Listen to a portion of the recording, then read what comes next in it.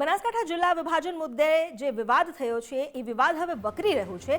ધાનેરા અને કાંકરેજ બાદ હવે દિયોદરમાં પણ વિરોધનો વંટોળ ઉઠ્યો।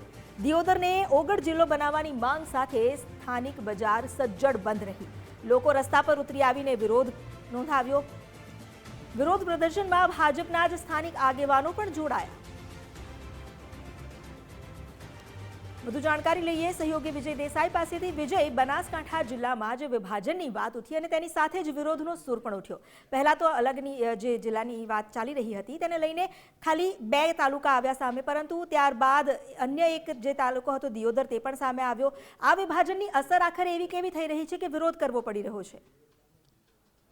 અમિતા, બનાસકાંઠા જિલ્લાના વિભાજનની માગણીઓ છેલ્લે 2015-16થી થતી આવતી હતી, પરંતુ એ વાસ્તવિક અમલવારી લાગતા વર્ષો વીત્યા અને આખરે જ્યારે નવા વર્ષના પ્રારંભે જ જિલ્લાનું વિભાજન થયું અને એક નવો જિલ્લો ગુજરાત રાજ્યનો 34મો અસ્તિત્વમાં આવ્યો, વાવ થરાદ જિલ્લો, અને એનું વડું મથક છે થરાદ। પરંતુ આ જિલ્લા વિભાજન બાદ હવે ક્યાંક ખુશી છે તો ક્યાંક ગમનો માહોલ છે।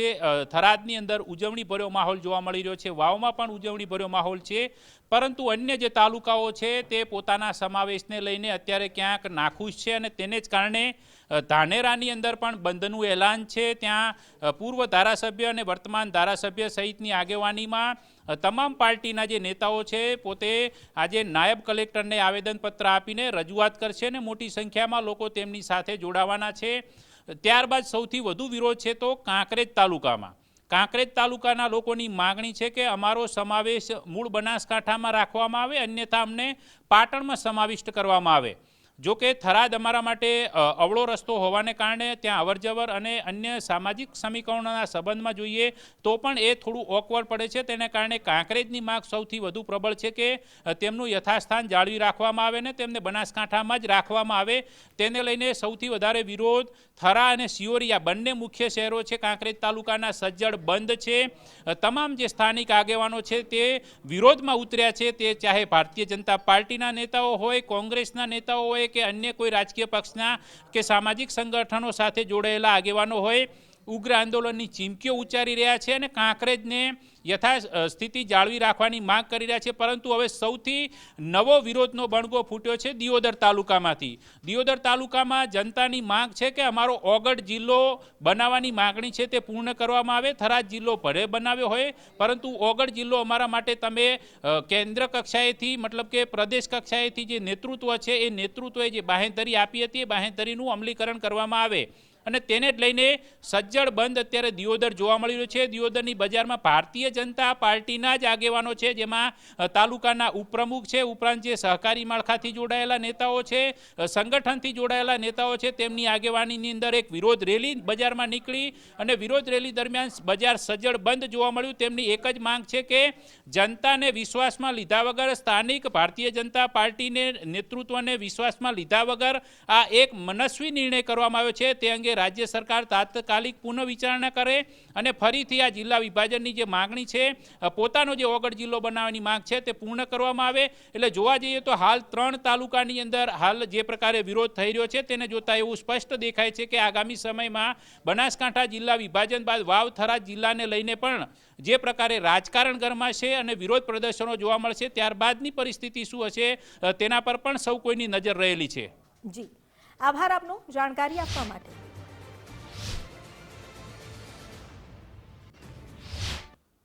બનાસકાંઠા જિલ્લાની જ્યારે વિભાજનની કાલે કેબિનેટે જાહેરાત કરી, આપણે દિયોદર મધ્યમાં આવે છે એવું 2018ની અંદર પણ આપણે નવીન જિલ્લા માટે દિયોદર ઓગળ જિલ્લો બને એવી માગણી કરેલી અને ભારતીય જનતા પાર્ટીનો શિસ્ત નેતૃત્વએ પણ અહીંયા જાહેરની અંદર એવું કીધેલું કે ઓગળ જિલ્લો બનશે।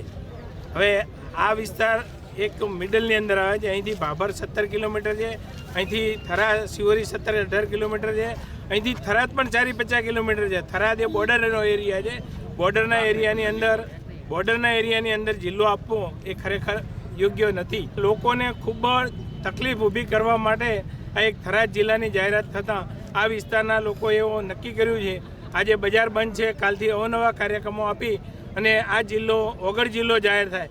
થરાદ જિલ્લા સામે અમને કોઈ વાંધો નથી, પણ આ વિસ્તારની પબ્લિકને જે પડી રહેલી તકલીફ એ મહત્ત્વની વસ્તુ છે અને આ માટે પુનઃ વિચાર કરી અને વગર જિલ્લો જાહેર થાય એવી આખા વિસ્તારના લોકોની એકમાત્ર માગણી છે. દીવદર તાલુકો જ અનુકૂળ આવે.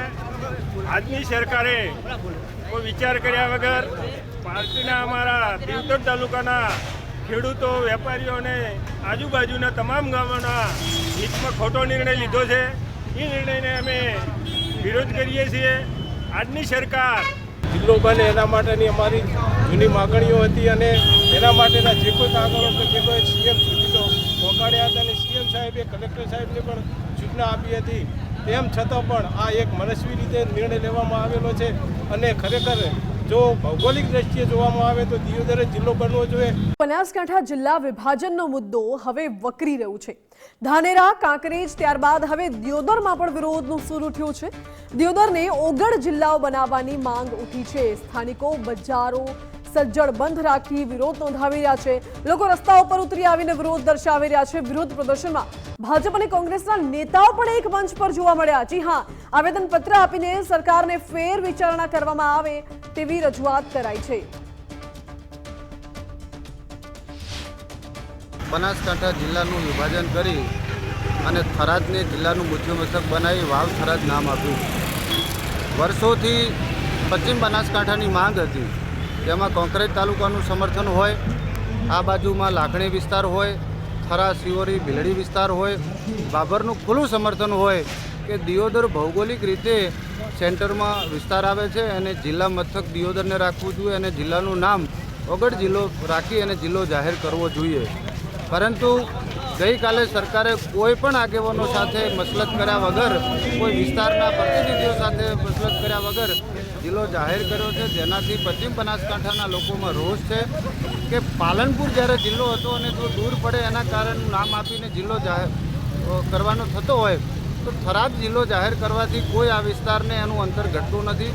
ઉલટાનું કોંકરેજ તાલુકાના દિયોદરના છેવાડાના વિસ્તારને પરત પાછું જઈ અને જ્યારે પાટનગરનું કામ હોય તો બડી મુશ્કેલી ઊભી થાય એવું છે. તો આજે આખા દિયોદર તાલુકાના તમામ વર્ગના તમામ વેપારીઓ, તમામ ખેડૂતો અને તમામ પાર્ટીઓના આગેવાનો ભેગા થઈને એક માંગ ઊભી કરી છે કે ભાઈ સરકાર આ બાબતે પુનઃ વિચાર કરે અને જિલ્લો દિયોદરને જાહેર કરે. અને એમ છતાંય જો સરકારને જિલ્લો જાહેર કરવામાં કોઈ વિલંબ કરવો હોય તો અમે જ્યાં છીએ ત્યાં રાખે, પરંતુ અમે થરાદમાં જવા માટે તૈયાર નથી. બનાસકાંઠા જિલ્લાની તમામ જિલ્લાની પ્રજાને અન્યાય છે. કેમ કે નવો જિલ્લો બને તો એનું મુખ્ય મથક આખા જિલ્લાની મધ્યમાં આવવું જોઈએ. મુખ્ય મથક મધ્યમાં દિયોદર આવે છે, છતાંય થરાદ તો છેવાડાએ રહી ગયું, છેક બોર્ડર ઉપર છે. થરાદની એક બોર્ડર તો પાકિસ્તાન છે ને એક બોર્ડર રાજસ્થાન છે. હવે અહીંયા કયો અહીંયા જિલ્લાનું હેડક્વાર્ટર બનાવ્યું, પબ્લિકને છેક બોર્ડર સુધી જવાનું. એટલે વસ્તી એવું ઈચ્છે છે આખે તાલુકાની, તમામ તાલુકાની, દિયોદર, બાબર, કાંકરેજ, લાખણી, વાવ, સુઈગામ, દરેકે દરેક તાલુકાની પ્રજા દિયોદર હેડક્વાર્ટર બને એવું ઈચ્છે છે.